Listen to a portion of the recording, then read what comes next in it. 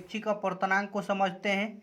तो सबसे पहले हम लोग अपेक्षिक अपवर्तनांक के परिभाषा देखेंगे, उसके बाद हम लोग इसका फॉर्मूला देखेंगे और उस फॉर्मूले पर एक क्वेश्चन हम लोग हल करेंगे।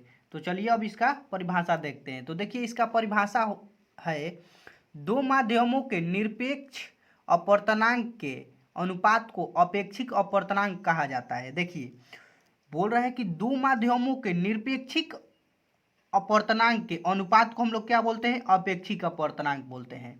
जैसे कि हम आपको बताते हैं, मान लीजिए एक माध्यम N1 है, बोल रहे हैं दो माध्यम, मतलब कि एक माध्यम N1 है जिसका अपवर्तनांक दिया हुआ है। मान लीजिए अपवर्तनांक दिया हुआ है, एक तो होता है निर्वात में प्रकाश की चाल, और देखिए मान लीजिए माध्यम N1 है तो प्रकाश की चाल क्या है, N1, तो उस माध्यम में भी प्रकाश की चाल क्या होगी, C1 होगी। और एक है N2, मान लीजिए एक है N2, तो इसमें भी निर्वात में प्रकाश की चाल होगी और उस माध्यम में प्रकाश की चाल, उस माध्यम में प्रकाश की चाल N2 है तो इसमें होगा C2।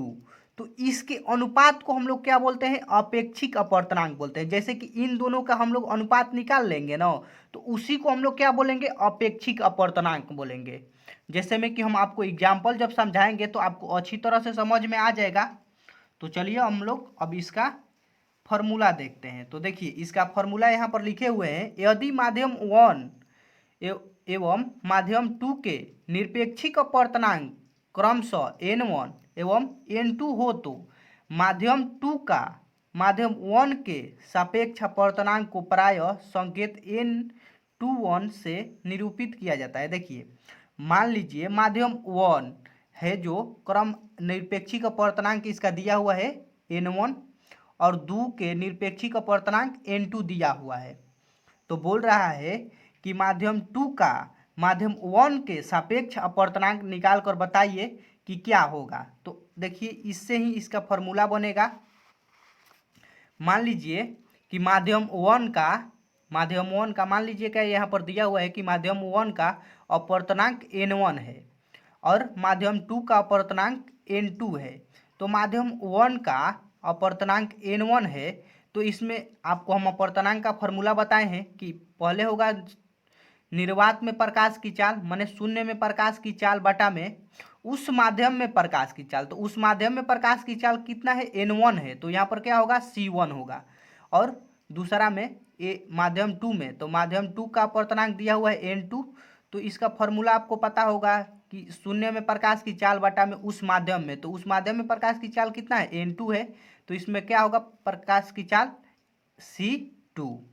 तो बोल रहा है किसके सापेक्ष, माध्यम 2 का माध्यम 1 के सापेक्ष अपवर्तनांक निकालना है।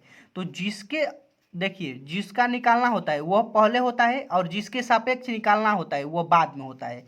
तो देखिए एन माने अपवर्तनांक 2 का अपवर्तनांक 1 के सापेक्ष हम लोगों को निकालना है। तो देखिए क्या होगा, इन दोनों का अनुपात निकालना है, क्योंकि देखिए यहाँ पर अनुपात बोल रहा है।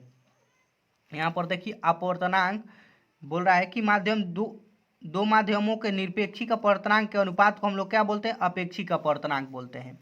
तो इसके N2 बटा में N1 होगा, क्योंकि 2 को हम लोग 1 के सापेक्ष निकाल रहे हैं। तो 2 का अपवर्तनांक यहाँ पर क्या दिया हुआ है, C बटा में C2, और N1 का अपवर्तनांक क्या दिया हुआ है, C बटा में C1 दिया हुआ है।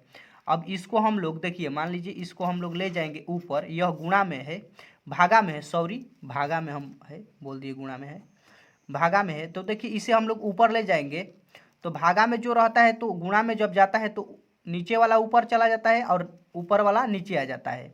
तो अब देखिए ये दोनों क्या होंगे, कट जाएंगे। तो यहाँ पर देखिए ये दोनों क्या किए हैं, काट दिए हैं। तो बचा है C1 बटा में C2, मतलब कि C1 का अपवर्तनांक बटा में C2 का अपवर्तनांक। तो यहाँ पर वही लिखे हुए हैं कि माध्यम 1 में प्रकाश की चाल बटा में माध्यम 2 में प्रकाश की चाल। तो देखिए इसे आप सिंपल में याद कर सकते हैं। हम आपको एक तरीका बताते हैं, देखिए आप सिंपल में इस फॉर्मूला को याद कर सकते हैं।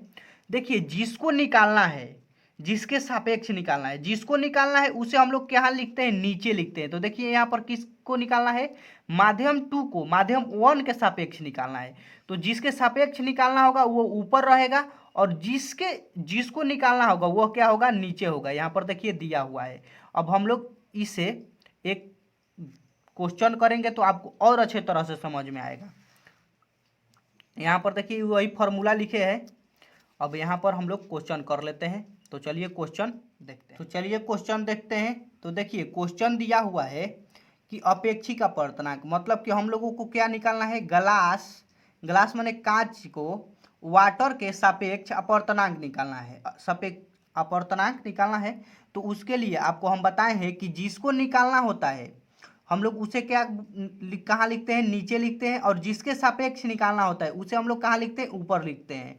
तो आपको पता होगा कि ग्लास का अपवर्तनांक कितना होता है, 2 लाख। यहाँ पर देखिए हम लिख दिए हैं गलती से,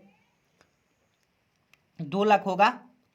तो जिसको हम लोगों को निकालना होता है वो कहाँ रहता है, नीचे रहता है, और जिसके सापेक्ष निकालना रहता है वह कहाँ रहता है, ऊपर रहता है। तो वाटर का आपको अपवर्तनांक पता होगा, तो वाटर का ऊपर लिख दिए हैं और ग्लास का हम लोग नीचे लिख दिए हैं। तो देखिए 3 जीरो से 3 जीरो क्या होगा, कट जाएगा। तो यहाँ पर अभी 2 जीरो बचेगा, 2 जीरो क्या होगा, बचेगा। यहाँ पर 0 लिख देते हैं, नहीं लिखे हैं गलती से। तो अब इसे देखिए हम लोग कटाएंगे। तो देखिए ये कट जाएगा 25 से, ये अभी 25 से क्या होगा, कट जाएगा। ये 25 से 9 बार में कटेगा, ये 25 से कितना बार में कटेगा, ये 25 से कटेगा 8 बार में। तो ये दोनों कट जाएंगे तो 9/8 आ जाएगा। और हम आपको बताएं कि इसका कोई यूनिट नहीं होता है, ये यूनिट लेस होता है।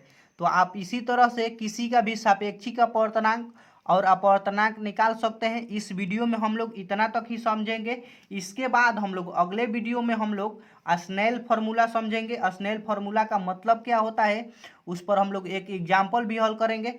तो चलिए कल मिलते हैं। तो दिल से थैंक यू आपको वीडियो को फुल वॉच करने के लिए। तो